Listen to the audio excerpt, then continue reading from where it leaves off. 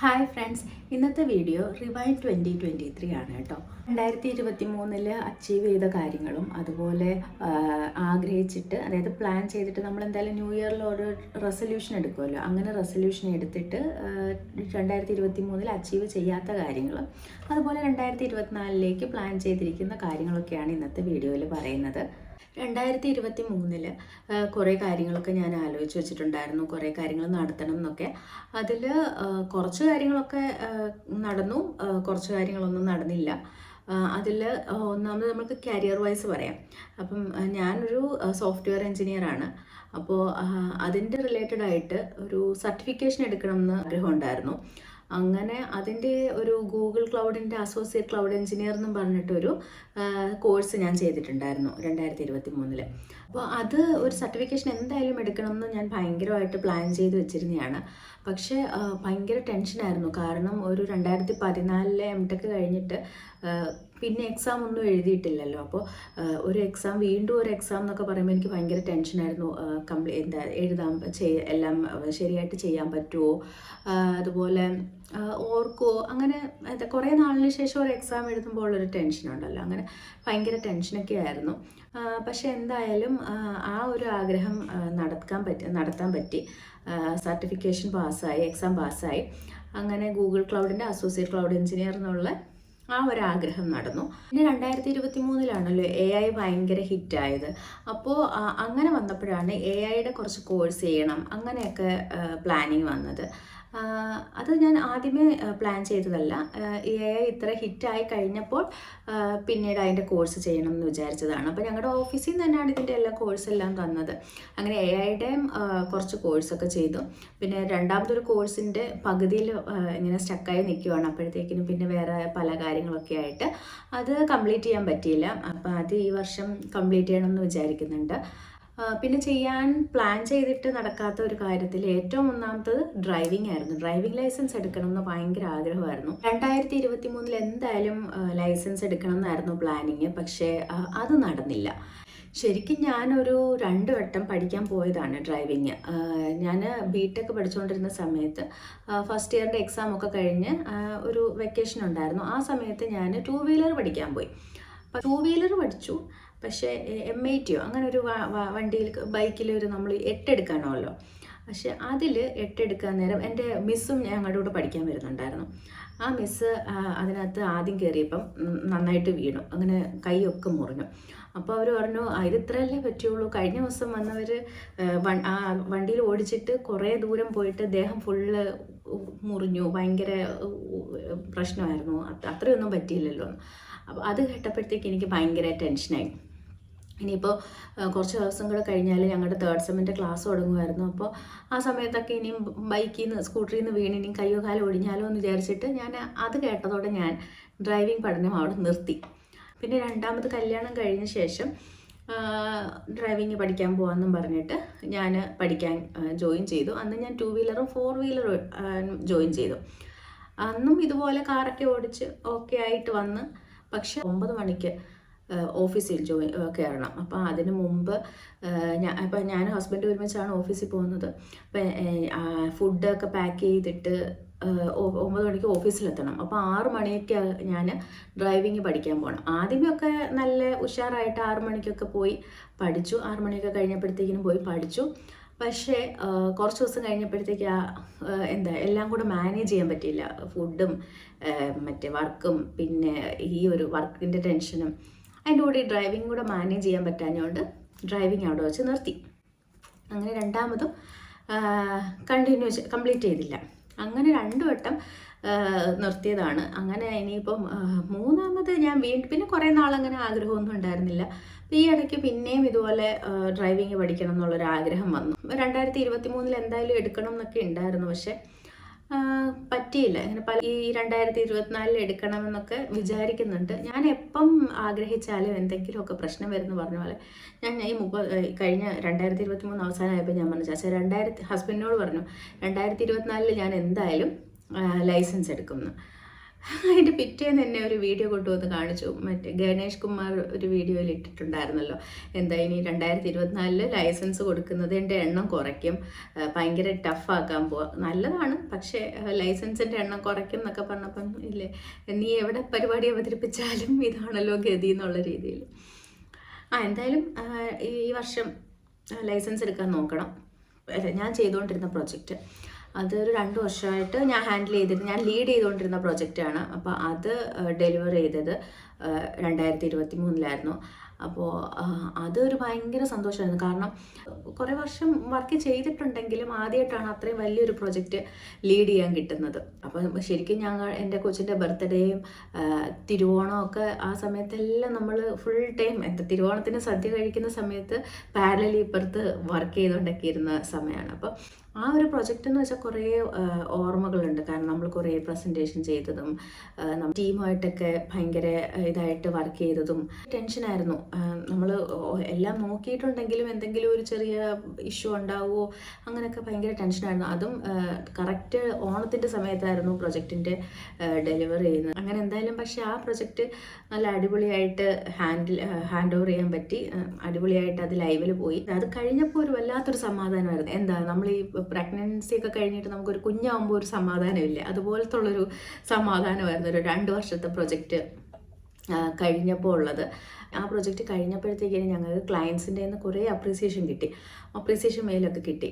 ഭയങ്കര സന്തോഷമായിരുന്നു. അതുപോലെ ക്ലയൻറ്റ് സൈഡിൽ നിന്നാണെങ്കിലും നമ്മുടെ ഓഫീസിൻ്റെ സൈഡിൽ നിന്നാണെങ്കിലും കുറേ അപ്രീസിയേഷനൊക്കെ കിട്ടി. കുറേ അതിൻ്റെ സർട്ടിഫിക്കറ്റും അങ്ങനത്തെ കുറേ കാര്യങ്ങളൊക്കെ കിട്ടി. അത് ഭയങ്കര ഒരു പ്രൗഡ് മൊമെൻറ്റ്, അല്ലെങ്കിൽ ഭയങ്കര ഒരു ഹാപ്പി മൊമെൻ്റ് ആയിരുന്നു ആ ഒരു മാസങ്ങളൊക്കെ. അതൊരു വലിയൊരു ഒരു മറക്കാനാവാത്ത, കരിയറിൽ ശരിക്കും ഒരു മറക്കാനാവാത്തൊരു എക്സ്പീരിയൻസ് ആയിരുന്നു ആ ഒരു പ്രൊജക്റ്റ് ഹാൻഡിൽ ചെയ്തതും അതുമായിട്ടുള്ള റിലേറ്റഡ് ഡിസ്കഷൻസും അങ്ങനത്തെ കാര്യങ്ങളെല്ലാം ഭയങ്കര ഒരു എക്സ്പീരിയൻസ് ആയിരുന്നു. അപ്പം കരിയർ വൈസ് അതായിരുന്നു ഒരു ഇമ്പോർട്ടൻ്റ് ആയിട്ട് നടന്നത്. പിന്നെ അതുപോലെ ജാവ റിലേറ്റഡ് കുറേ കാര്യങ്ങൾ നോക്കണം എന്നൊക്കെ പ്ലാൻ ചെയ്തിട്ടുണ്ടായിരുന്നു. പക്ഷേ ടെക്നിക്കൽ സൈഡിൽ കുറച്ചും കൂടെ നോക്കണം എന്നൊക്കെ വിചാരിച്ചിട്ടുണ്ടായിരുന്നു.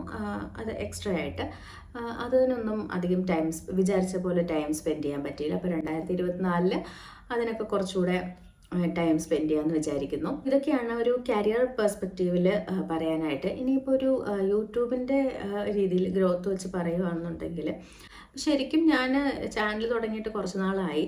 ഞാനിതിൽ അത്ര കൺസിസ്റ്റൻ്റ് ഒന്നുമല്ല. ഇടയ്ക്ക് വീഡിയോ ഇടും. അപ്പോൾ വീഡിയോ റീച്ചായി വരുമ്പോഴത്തേക്കിനും ഞാൻ എന്തെങ്കിലും മറ്റേ വർക്കാണല്ലോ നമുക്ക് മെയിൻ. അപ്പം വർക്കിലോ അല്ലെങ്കിൽ വേറെ എന്തെങ്കിലും കുറച്ച് ബിസി ആകുമ്പോഴത്തേക്കിനും വീഡിയോ ഇടുന്നത് കുറയും. അപ്പോൾ പിന്നെയും ചാനൽ ഡൗൺ ആവും. പിന്നെയും കുറേ നാൾ കഴിയുമ്പോൾ പിന്നെയും വീഡിയോ ഇടും. അങ്ങനെയായിരുന്നു. പിന്നെ ഞാൻ ഒരു ടോപ്പിക്കിനെ പറ്റിയിട്ടൊന്നും അല്ലല്ലോ വീഡിയോ ഇടുന്നത്. ഞാൻ മറ്റുള്ളവർക്ക് ഇൻഫോർമേറ്റീവായിട്ട് തോന്നുന്ന എല്ലാ ടോപ്പിക്കിനെ പറ്റിയും വീഡിയോ ഇടാറുണ്ട്. കുക്കിങ്ങിനെ പറ്റിയിട്ടാണെങ്കിലും, ടെക്നോളജി റിലേറ്റഡ് ആണെന്നുണ്ടെങ്കിലും, വീട് വയ്ക്കുന്നതിന് റിലേറ്റഡ് ആയിട്ടാണെന്നെങ്കിലും, അങ്ങനെ ഒരു ഇൻഫർമേഷൻ കിട്ടുന്നതാണെന്നുണ്ടെങ്കിൽ ഞാൻ അതിനെപ്പറ്റി എല്ലാം വീഡിയോ ഇടാറുണ്ട്. അപ്പോൾ പക്ഷേ ഈ ഒരു ഇടയ്ക്ക് ഞാൻ കുറച്ച് വീഡിയോ അങ്ങനെ അടുപ്പിച്ചിട്ടു. അങ്ങനെ എനിക്കൊരു 2500 സബ്സ്ക്രൈബേഴ്സൊക്കെ ആയി. എനിക്ക് ഭയങ്കര സന്തോഷമായിരുന്നു. 2500 സബ്സ്ക്രൈബേഴ്സ് ആയിട്ടെന്ന് എനിക്ക് ഭയങ്കര സന്തോഷമൊക്കെ ആയിരുന്നു. ഞങ്ങൾ പുറത്തുപോയി ഫുഡൊക്കെ കഴിച്ചു, കേക്കൊക്കെ മുറിച്ചു. ഒരു സന്തോഷമുള്ള കാര്യമായിരുന്നു. അതുപോലെ എൻ്റെ കുറേ വീഡിയോസൊക്കെ നല്ല രീതിയിൽ റീച്ചായിട്ടുണ്ട്. അതൊക്കെ തന്നെ സന്തോഷം. കുറച്ച് ആൾക്കാർ കാണുന്നതും കുറേ ലൈക്കൊക്കെ കിട്ടുന്നതും തന്നെ ഭയങ്കര സന്തോഷമല്ല. നമുക്ക് ആർക്കെങ്കിലുമൊക്കെ ഇൻഫർമേഷനായിട്ടുള്ള എന്തെങ്കിലുമൊക്കെ ചെയ്യാം. അതുപോലെ കുറച്ച് നാൾ കഴിഞ്ഞിട്ട് നമുക്ക് തന്നെ ഇത് റെഫർ ചെയ്യാം. ഇപ്പം ഓവൻ്റെ കേസാണെന്നുണ്ടെങ്കിൽ ഞാൻ ചിലപ്പം എൻ്റെ പഴയ വീഡിയോ എടുത്തിട്ട് ഒന്നുകൂടെ നോക്കും എങ്ങനെയൊക്കെയായിരുന്നെന്ന്. അല്ലെങ്കിൽ ഇപ്പം കൊച്ചിന് വേണ്ടി വാങ്ങിച്ച് എന്തെങ്കിലും, അല്ലെങ്കിൽ ഓൺലൈൻ ഷോപ്പിംഗ് എന്തെങ്കിലുമൊക്കെ വാങ്ങിച്ചത് എവിടെ നിന്നൊക്കെ ആരെങ്കിലും ചോദിച്ചു കഴിഞ്ഞാൽ എനിക്ക് പഴയ വീഡിയോ എടുത്ത് നോക്കിയാൽ മതി, ഏതിൽ നിന്നാണ് വാങ്ങിച്ചത്, അങ്ങനത്തെ ഡീറ്റെയിൽസ് എല്ലാം എനിക്ക് പഴയ വീഡിയോസ് നോക്കിയാൽ മതി. പിന്നെ നമുക്ക് ആ ഒരു വർക്കിൻ്റെ ഒരു പ്രഷർ മാറുന്നതും എനിക്ക് ശരിക്കും യൂട്യൂബിൽ നിന്നാണ്. ഒരു മനസ്സന്തോഷമാണ് ഈ യൂട്യൂബും ഇതിൻ്റെ എഡിറ്റിങ്ങും പരിപാടികളും എല്ലാം. അതൊക്കെയാണ് യൂട്യൂബ് റിലേറ്റഡ് ആയിട്ടുള്ള അച്ചീവ്മെൻറ്റ്സ്. പേഴ്സണൽ ലൈഫിൻ്റെ കേസിൽ നോക്കുകയാണെന്നുണ്ടെങ്കിൽ ഞങ്ങൾ 2023 ഒരു അച്ചീവ്മെൻ്റ് എന്ന് പറയാനായിട്ട് ഞങ്ങൾ കാറ് വാങ്ങിച്ചു. അമേസായിരുന്നു ആദ്യമേ. അത് കൊടുത്തിട്ട് ഞങ്ങൾ ഹൈ റൈഡർ വാങ്ങിച്ചു. അമേസ് കൊടുത്തപ്പം ശരിക്കും ഭയങ്കര വിഷമമായിരുന്നു. എന്താ ഇപ്പോഴും ആ കാറിൻ്റെ കാര്യം ഓർക്കുമ്പോഴത്തേക്ക് ഒരു വിഷമമാണ്. കാരണം നമ്മൾ കുറേ വർഷം അതിനകത്ത് അതുകൊണ്ടാണല്ലോ ഓടിച്ചത്. അപ്പം അത് കൊടുക്കും എന്ന് പറഞ്ഞപ്പോഴത്തേക്കിനും ഒരു വല്ലാത്തൊരു സങ്കടമായിരുന്നു. ഇപ്പോഴും ആ കാറിൻ്റെ കാര്യം ഓർക്കുമ്പോഴത്തേക്കിനും ഒരു വിഷമമാണ്. അപ്പോൾ ഞങ്ങൾ ആഗ്രഹിച്ച പോലെ ഒരു കാറ് വാങ്ങി. പിന്നെ അതുപോലെ ഞാനൊരു ആഗ്രഹം നടത്തിയതാണ്. അത് ആഗ്രഹം എന്നൊക്കെ പറയാനായിട്ട് ചിലവർക്ക് തോന്നുന്നു അയ്യേ ഇതൊക്കെയാണോ വലിയ കാര്യം എന്ന്. അപ്പം എന്നാലും പറയാം. ഞങ്ങൾ ഗ്രാൻഡ് ഹയത്തിൽ പോയിട്ട് ബുഫയ്ക്ക് പോയി. എനിക്ക് ഭയങ്കര ആഗ്രഹമായിരുന്നു അവിടെ പോയി ബുഫയ്ക്ക് പോകണം എന്ന്. പക്ഷേ എൻ്റെ ഹസ്ബൻഡ് എപ്പോഴും എന്നാ വാ പോകാമെന്ന് പറഞ്ഞു കഴിഞ്ഞാൽ ഞാൻ സമ്മതിക്കത്തില്ല. കാരണം വെറുതെ ഒരു നേരത്തെ ഫുഡിന് അത്രയും രൂപ കളയുന്ന എന്തിന്, ആ രൂപയ്ക്ക് നമുക്ക് കുറേ ഡ്രസ്സ് എടുക്കാം. അല്ലെങ്കിൽ അങ്ങനെ എപ്പോഴും ഞാൻ പ്ലാൻ ചെയ്യും. പോവാം എന്ന് പറയുമ്പം വേണ്ട എന്ന് പറയുന്ന ടൈപ്പാണ് ഞാൻ എന്നും മറ്റേ വല്ലാർപാടം പള്ളിയിലും ആ ഒരു സൈഡിലൊക്കെ പോകുമ്പോഴത്തേക്കും ഞാൻ ഇങ്ങനെ ഈ ഗ്രാൻഡ് ഹയത്ത് ഇങ്ങനെ നോക്കും. പക്ഷേ പോകാൻ ഞാൻ സമ്മതിക്കത്തില്ലായിരുന്നു. പക്ഷേങ്കിൽ എൻ്റെ ബർത്ത്ഡേക്ക് സർപ്രൈസായിട്ട് ഹസ്ബൻഡ് അവിടെ കൊണ്ടുപോയി. അപ്പം എന്നോട് പറഞ്ഞില്ല അവിടേക്കാണ് പോകുന്നതെന്നൊന്നും പറഞ്ഞില്ല. അങ്ങനെ ഇവിടുന്ന് ഫുഡ് കഴിക്കാൻ വേണ്ടി രാത്രി ഇവിടുന്ന് ഇറങ്ങി നേരെ അവിടെ പോയി. അതൊരു ഭയങ്കര ഒരു സന്തോഷമായിരുന്നു. അതൊരു സന്തോഷമുള്ള കാര്യമായിരുന്നു. ഞാൻ കുറച്ചുകൂടെ മിനിമലിസം ആ ഒരു രീതിയിൽ പോകുന്നതാണ്. നമുക്ക് അതിന് പകരം നമുക്ക് ഇത് ചെയ്യാമല്ലോ, അങ്ങനെ ചെയ്യാമല്ലോ, അല്ലെങ്കിൽ അങ്ങനെ ആലോചിക്കുന്ന ടൈപ്പാണ്. അപ്പം എവിടെയെങ്കിലും പുറത്ത് കറങ്ങാൻ പോകാമെന്ന് പറഞ്ഞാലും പോവാം, ഞാൻ പറയും നമുക്ക് പോവാം ചേച്ചാ.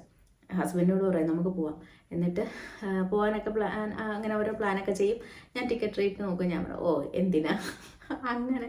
പക്ഷെ അങ്ങനെയൊക്കെ എവിടെയെങ്കിലുമൊക്കെ പോകാമെന്ന് പറഞ്ഞാലും പോകാമെന്നൊക്കെ ആഗ്രഹമൊക്കെ ഉണ്ട്. പിന്നെ ടിക്കറ്റ് റേറ്റും അങ്ങനത്തെ ചിലവും ഇപ്പോൾ ഒരു 50,000 അല്ലെങ്കിൽ 1,00,000 രൂപ എന്നൊക്കെ പറയുമ്പോൾ ഞാൻ പറയാം ആ പൈസ ഉണ്ടെങ്കിൽ നമുക്കൊരു ഐഫോൺ വാങ്ങിച്ചു കഴിഞ്ഞാൽ, ലേറ്റസ്റ്റ് ഐഫോൺ വാങ്ങിച്ചു കഴിഞ്ഞാൽ കുറേ നാൾ യൂസ് ചെയ്യാം.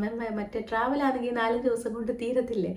എന്നാൽ ഐഫോൺ വാങ്ങിക്കുന്നതല്ല, അങ്ങനെ നമ്മൾ ആ ഒരു എമൗണ്ട് കാൽക്കുലേറ്റ് ചെയ്തിട്ട് ആ രൂപയ്ക്ക് വേറെ എന്തെങ്കിലും ചെയ്യാം, അല്ലെങ്കിൽ അങ്ങനെയൊക്കെ പ്ലാൻ ചെയ്യും. അങ്ങനെ എന്നോട് പറയാതെ എന്നെയും കൊണ്ട് എൻ്റെ ആ ഒരു ആഗ്രഹം നടത്തി തന്നു ഹസ്ബൻഡ്. 2023 പിന്നെ പറയാനായിട്ട് ഞങ്ങളുടെ വീടിൻ്റെ പണി നടക്കുന്നു, കഴിഞ്ഞിട്ടില്ല.